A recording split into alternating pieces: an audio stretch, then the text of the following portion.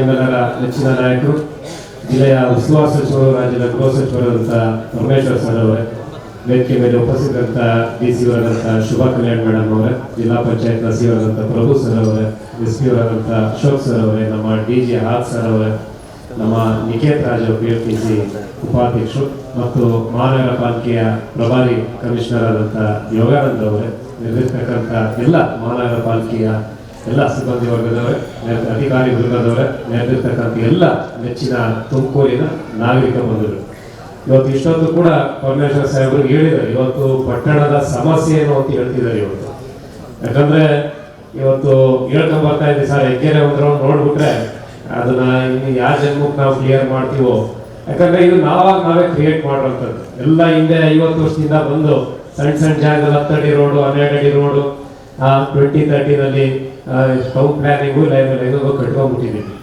ಅದಕ್ಕೂ ಕೂಡ ಮೀರಿ ಇವತ್ತು ಮಾನ್ಯ ಗೃಹ ಸಚಿವರು ಪರಮೇಶ್ವರ್ ಸಾಹೇಬರು ಇವತ್ತು ಏನು ವಿಶೇಷವಾಗಿ ಶ್ರಮಜೀವಿಗಳಿದ್ದಾರೆ, ನಮ್ಮ ಪೌರ ಕಾರ್ಮಿಕರಿಗೆ ಏನು ದಿಬ್ಬೂರ್ನಲ್ಲಿ ಕೊಟ್ಕೊಟ್ರಂತ ಮನೆಗಳಿಗೆ ಇವತ್ತು ಏನು ನಿಮಗೆ ಇನ್ಕ್ಲೂಡಿಂಗ್ ಖಾತಾನು ಸೇರಿ ಇವತ್ತು ಮಾಡಿಕೊಟ್ರಂಥದ್ದು, ಮತ್ತು ನಮ್ಮ ಕೊಳಗೇರಿ ನಿವಾಸಿಗಳು ಏನಿದ್ದಾರೆ ಅವೆಲ್ಲ ಸ್ಲಮ್ ಅಂತ ಹೆಸರೇ ಹೋಗ್ಬೇಕು. ನೆಕ್ಸ್ಟ್ ಸ್ಲಮ್ ಅಂತ ಹೆಸರು ಇಡಬಾರ್ದು. ನಾವು ಅವರೆಲ್ಲರೂ ಕೂಡ ಸ್ವಚ್ಛವಾಗಿರುವಂತ ವಾತಾವರಣ ಚೆನ್ನಾಗಿ, ಈಗ ಪರಮೇಶ್ವರ್ ಸಾಹೇಬ್ ಹೇಳಿದ್ರು ಹಳ್ಳಿಯಿಂದ ಬಂದು ಸೇರ್ಕೊಂಡು ಇನ್ನೂ ವಾತಾವರಣ ಕೆಟ್ಟಾಗಿತ್ತು ಅಂದ್ರೆ ಅದು ಮನುಷ್ಯ ಧರ್ಮಕ್ಕೆ ಅಪಚಾರ ಅಂತ ಅವ್ರು ಹೇಳಿದ್ದಾರೆ. ಅದರಿಂದ ನಾವು ಮಹಾನಗರ ಪಾಲಿಕೆಯಲ್ಲಿ ವಿಶೇಷವಾಗಿ ಅಂತಹ ಜಾಗಗಳಿಗೆ ಸರ್ಕಾರದ ವಿವಿಧ ಯೋಜನೆಗಳಲ್ಲಿ, ಅದು ರಾಜ್ಯ ಸರ್ಕಾರ ಸಿದ್ದರಾಮಯ್ಯ ನೇತೃತ್ವದಿರ್ಬೋದು, ಕೇಂದ್ರದ ನರೇಂದ್ರ ಮೋದಿ ಸರ್ಕಾರದಿರ್ಬೋದು, ವಿವಿಧ ಯೋಜನೆಯಲ್ಲಿ ಅವರ ಒಂದು ಜೀವನವನ್ನ ಹಸನ ಮಾಡೋದಕ್ಕೆ ಮತ್ತು ಅವರ ವಾತಾವರಣವನ್ನ ಒಂದು ಶುಚಿತ್ವವಾಗಿ ಇಟ್ಕೊಳ್ಳೋದಕ್ಕೆ ಏನೆಲ್ಲ ಕಾರ್ಯಕ್ರಮಗಳು ಮಾಡಬೇಕು ಅದೆಲ್ಲವೂ ಕೂಡ ಇವತ್ತು ಮಾಡ್ತಾ ಇದ್ದೀವಿ. ಮತ್ತು ತಮಗೆಲ್ಲ ಗೊತ್ತಿರೋ ಹಾಗೆ UGD ಸಮರ್ಪಕವಾಗಿರ್ಬೇಕು ಮತ್ತು ಕಸ ವಿಲೇವಾರಿ ಚೆನ್ನಾಗಿರ್ಬೇಕು,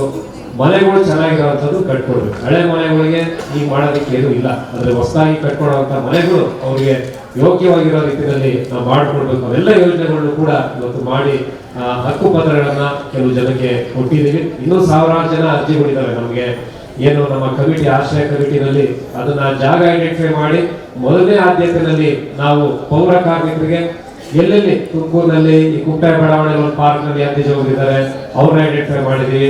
ಮತ್ತು ಎಸ್ಮಾಲ್ ಪಕ್ಕದಲ್ಲಿರುವಂತಹ ಏನು ಹಳ್ಳದ ಪಕ್ಕ ಇರುವಂತವ್ರು, ಈ ರೀತಿ ವಿಶೇಷವಾಗಿರುವಂತ ಜನನ ಐಡೆಂಟಿಫೈ ಮಾಡಿ ಅಲ್ಲಿ ಮನೆಗಳನ್ನ ಕಟ್ಟಿ ಕೊಡುವಂತ ಕೆಲಸ ನಾವು ಮಾಡ್ತಾ ಇದೀವಿ. ಇದು ನಮ್ಮ ಮೀರಿ ತುಮಕೂರನ್ನ ಯಾವ ರೀತಿ ಬೆಂಗಳೂರಿಗೆ ಯಾವಾಗಲೂ ನಾವು ಇದೇ ಪಕ್ಕದಲ್ಲಿ ಬೆಂಗಳೂರು ಮೀರಿ ಬೆಳಿಬೇಕು ಅಂತ ನಮ್ಮ ಪರಮೇಶ್ವರ ಸಾಹೇಬರ ಆಸೆ. ಆದ್ರಿಂದ ಆ ರೀತಿ ತುಮಕೂರು ಆಗ್ಬೇಕು ಅಂದ್ರೆ ತುಮಕೂರಿನ ಜನರು ಕೂಡ ಸ್ವಲ್ಪ ಬುದ್ಧಿವಂತರಾಗಬೇಕು, ಸ್ಮಾರ್ಟ್ ಆಗ್ಬೇಕು.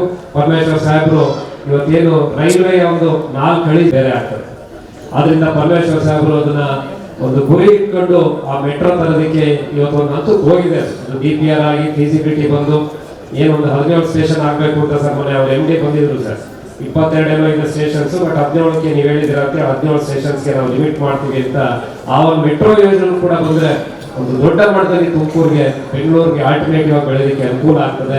ಇದು ಒಂದು ಭಾಗ. ಸ್ಮಾರ್ಟ್ ಸಿಟಿನಲ್ಲಿ ಅವ್ರು ಹೇಳಿದಾಗ ರಾಜ್ಯ ಸರ್ಕಾರ ಮತ್ತು ಕೇಂದ್ರ ಸರ್ಕಾರ ನರೇಂದ್ರ ಮೋದಿ ಅವರ ಯೋಜನೆಯಲ್ಲಿ ಇಡೀ ದೇಶದ 100 ಸ್ಮಾರ್ಟ್ ಸಿಟಿನ ತುಮಕೂರು ಕೂಡ ಇವೆಲ್ಲವೂ ಕೂಡ ಅಭಿವೃದ್ಧಿನ ಕಾಣಿ. ತುಮಕೂರು ಅಮಾನಿಕೆರೆಗೆ ನೀರು ತುಂಬೋದಿರ್ಬೋದು, ಈ bus stand, Devaraja bus stand ಇರ್ಬೋದು, ಈ ಕೂತಿರುವಂತ ಲೈಬ್ರರಿ ಆವರಣ ಇರ್ಬೋದು, ಎಲ್ಲರೂ ಕೂಡ ಜೂನಿಯರ್ ಕಾಲೇಜು ಮತ್ತು ಸ್ಟೇಡಿಯಂ ಎಲ್ಲರೂ ಕೂಡ ಒಂದು ಪರಮೇಶ್ವರ್ ಸಾಹೇಬರು ಲೀಡ್ ತಗೊಂಡು 2018ರಿಂದ 19-15 ತಿಂಗಳು ಜಿಲ್ಲಾ ಉಸ್ತುವಾರಿ ಸಚಿವರಿದ್ದಾಗ ಎಲ್ಲವೂ ಕೂಡ ರೂಪರೇಷೆ ಕೊಟ್ಟು ಇವತ್ತು ತುಮಕೂರು ಒಂದು ಲೆವೆಲ್ ಫೆಸಿಲಿಟಿ ಸಿಕ್ಕಿದೆ. ಆದ್ರೆ ನಮಗೆ ಮೆಟ್ರೋ ಬಂದಿದೆ, ನೀರಿದೆ, ಮತ್ತೊಂದಿದೆ, ಒಳ್ಳೆ ರೋಡ್ ಇದೆ. ಆದ್ರೆ ಜನಗಳು ಜಾಸ್ತಿ ಸ್ಲಮ್ ಮತ್ತೊಂದು ನೋಡಿದಾಗ ಅದು ಎಲ್ಲೋ ಒಂದು ಕಡೆ ಶೋಭೆ ತರೋದಿಲ್ಲ. ಆದ್ರಿಂದ ಇವತ್ತು ಮಹಾನಗರ ಪಾಲಿಕೆ ಮತ್ತು ನಮ್ಮ ಜಿಲ್ಲಾ ಉಸ್ತುವಾರಿ ಸಚಿವರ ಒಂದು ನೇತೃತ್ವದಲ್ಲಿ ಇವತ್ತು ಇವೆಲ್ಲವನ್ನೂ ಕೂಡ ಅಪ್ಗ್ರೇಡ್ ಮಾಡಿ ಅವ್ರಿಗೂ ಕೂಡ ಒಳ್ಳೆ ವಾತಾವರಣದಲ್ಲಿ ಇರೋದಕ್ಕೆ ಅವಕಾಶ ಮಾಡಬೇಕು ಅನ್ನೋ ದೃಷ್ಟಿಯಿಂದ ಎಲ್ಲ ಕಾರ್ಯಕ್ರಮಗಳನ್ನ ಮಾಡಿ ಆ ಒಂದು ಭಾಗಗಳನ್ನು ಕೂಡ ಒಂದು ಗೌರವವಾಗಿರೋ ರೀತಿಯಲ್ಲಿ ಶುಚಿತ್ವವಾಗಿರುವಂತಹ ಜಾಗಗಳನ್ನ ಮಾಡೋದಕ್ಕೆ ಹಲವಾರು ಯೋಜನೆ ಮಾಡಿ ಮತ್ತು ಅಲ್ಲಿರುವಂತಹ ಜನಕ್ಕೂ ಕೂಡ ಹಕ್ಕುಪತ್ರ ಕೊಡೋ ಕೆಲಸ ಮಾಡಿದರೆ.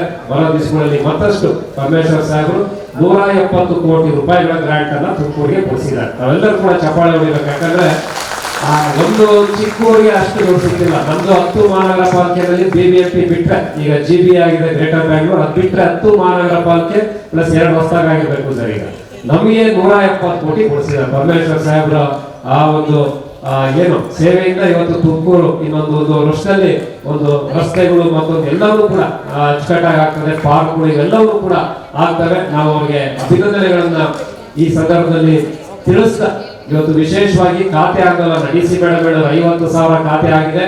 ಇವತ್ತು ಏನೇನು ಸಾಂಕೇತಿಕವಾಗಿ ಒಂದು 10 ಜನಕ್ಕೆ ಕೊಟ್ಟಿದೆ. ನಾನು ಹೇಳ್ತಿರೋದು ರೆಗ್ಯುಲರ್ ಸಿಟಿಸನ್ಸ್ಗೆ, ಇದು ನಮ್ಮ ಪೌರ ಕಾರ್ಮಿಕರಿಗೆ ಪತ್ರ ಕೊಟ್ಟಿರೋದು ಅದಲ್ಲ. ಲಾಸ್ಟ್ಗೆ ಒಂದು 10 ಜನಕ್ಕೆ ಸಾಂಕೇತಿಕವಾಗಿ ಕೊಟ್ಟರು. ನಮ್ಮ ಕಾರ್ಪೊರೇಷನ್ ಅವರು ಲಿಮಿಟ್ ಅಲ್ಲಿ ಸುಮಾರು 1.25 ಲಕ್ಷ PADಗಳಿದೆ. ಬಿ ಖಾತಾ ಲೆಕ್ಕ ಇಲ್ಲ, ಲೆಕ್ಕ ಸಿಗೋದು ಇಲ್ಲ ಸರ್. ಬಿ ಖಾತಾ ಯಾರು ಇನ್ನೂ ಬಂದೇ ಇಲ್ಲ, ಅವ್ರೇನಾದ್ರು ರಿಜಿಸ್ಟ್ರೇಷನ್ ಮತ್ತೊಂದು ಹೋದಾಗ ಮಾತ್ರನೇ ಆ ಬಿ ಖಾತಾ ಲೆಕ್ಕ ಸಿಗೋದು. ಸುಮಾರು 1.5 ಲಕ್ಷ ತನಕ ಇರ್ಬೋದು ಅಂತ ಅಂದಾಜು. ಇನ್ನು ಒಂದು 10,000 ಕಮ್ಮಿ ಇರ್ಬೋದು, ಇನ್ನೊಂದು 20,000 ಜಾಸ್ತಿ ಇರ್ಬೋದು. ಆದ್ರೆ ಖಾತೆ ವಿಚಾರವಾಗಿ ಮಾನ್ಯ ಪರಮೇಶ್ವರ್ ಸಾಹೇಬರಿಗೆ ನಮಗೆ ಕೆಟ್ಟ ಹೆಸರು ಬರೋದು ಬೇಡ. ನಾವು ಮಾರ್ಮಿಕವಾಗಿ ಹೇಳ್ತಿದ್ದೀವಿ, ಸಿಕ್ಕಾಗಲೆಲ್ಲ ನಾವು ಯಾರನ್ನೋ ಅಧಿಕಾರಿಗಳನ್ನ ನಾವು ಕೆಟ್ಟದಾಗ ಹೇಳೋದಲ್ಲ. ಕೆಟ್ಟ ಹೆಸರು ಬರೋದು ಮಾನ್ಯ ಉಸ್ತುವಾರಿ ಸಚಿವರಿಗೆ, ಲೋಕಲ್ ಶಾಸಕ ನಮಗೆ. ಆದ್ರಿಂದ ದಯವಿಟ್ಟು ಪಾಲಿಕೆ ಅಧಿಕಾರಿಗಳು, ವಿಶೇಷವಾಗಿ ರೆವಿನ್ಯೂ ಡಿವಿಷನ್ ಅವರು ಜನರಿಗೆ ತೊಂದರೆ ಆಗದೆ ಇರೋ ರೀತಿಯಲ್ಲಿ ಈ ಆಸ್ತಿ ಅವರದೇ ಖಾತೆನ ನೀವು ಮಾಡ್ಕೊಡೋದಕ್ಕೆ ಸುತ್ತಿಸ್ಬಿಟ್ರೆ ಕಂಬ ಅದು ಶಾಪ ಆಗ್ಬಿಡ್ತಾರೆ. ಶಾಪ ಆಗ್ತಿದ್ದಾರೆ ಸರ್ ಆಲ್ರೆಡಿ. ಆದ್ರಿಂದ ಅಧಿಕಾರಿಗಳಿಗೆ ನಾವು ಹೇಳೋದು ದಯವಿಟ್ಟು ಆ ಜನರ ಶಾಪ ಸಿಗ್ದಂಗೆ ತಡೆದಂಗೆ ನಾವೆಲ್ಲರೂ ಕೂಡ ಅವರ ಆಸ್ತಿಗೆನೆ ಏನ್ ಹಳೆದು ಮ್ಯಾನ್ಯಲ್ ಇದೆ ಅದನ್ನ ಈ ಆಸ್ತಿ ಮಾಡ್ಕೊಳ್ಳಿ. ಸಣ್ಣ ಪುಟ್ಟ ಇರ್ತದೆ, ಅವ್ರದ್ದು ಪ್ರಾಬ್ಲಮ್. 50 ಚಂದ್ರ ಕಟ್ಕೊಂಡ್ಬಿಡ್ತಾರೆ ಸರ್, 10 ಚಂದ್ರ ತೋರಿಸಿರ್ತಾರೆ. ಅದನ್ನ ಮಿಸ್ಯೂಸ್ ಮಾಡ್ಕೊಂಡು ನಾವು ಹರಾಸ್ ಮಾಡೋದು ಬೇಡ. ಆದ್ರಿಂದ ಈ ಆಸ್ತಿನ ತ್ವರಿತವಾಗಿ 50,000 ಆಗಿದೆ. ನೆಕ್ಸ್ಟ್ ಯಾರ್ಯಾರು ಬರ್ತಾರೋ ಅವ್ರಿಗೆ ಪರಮೇಶ್ವರ್ ಸಾಹೇಬರು ಗೌರವ ಉಳಿಸ್ಬೇಕು, ನಮ್ಮ ಗೌರವ ಉಳಿಸ್ಬೇಕು ಅಂದ್ರೆ ಅಧಿಕಾರಿಗಳು, ವಿಶೇಷವಾಗಿ ರೆವಿನ್ಯೂ ಡಿವಿಷನ್ ಅದರಲ್ಲಿ ಜನರಿಗೆ ತೊಂದರೆ ಆಗದ ಮಾಡಬೇಕು ಅಂತ ಹೇಳ್ತಾ ಈ ಕಾರ್ಯಕ್ರಮ ಆಯೋಜಿಸಿದಂತ ನಮ್ಮ ಪರಮೇಶ್ವರ್ ಸಾಹೇಬರ ನೇತೃತ್ವದಲ್ಲಿ ಆಯೋಜಿಸಿದ್ದಕ್ಕೆ ಅವರಿಗೆ ಧನ್ಯವಾದ ತಿಳಿಸ್ತಾ, ಮಹಾನಗರ ಪಾಲಿಕೆ ಎಲ್ಲ ಅಧಿಕಾರಿಗಳು ಧನ್ಯವಾದ ತಿಳಿಸ್ತಾ ಮಾತಾಡ್ಕೊಂಡು ಎಲ್ಲರಿಗೂ ಕೂಡ ಧನ್ಯವಾದ.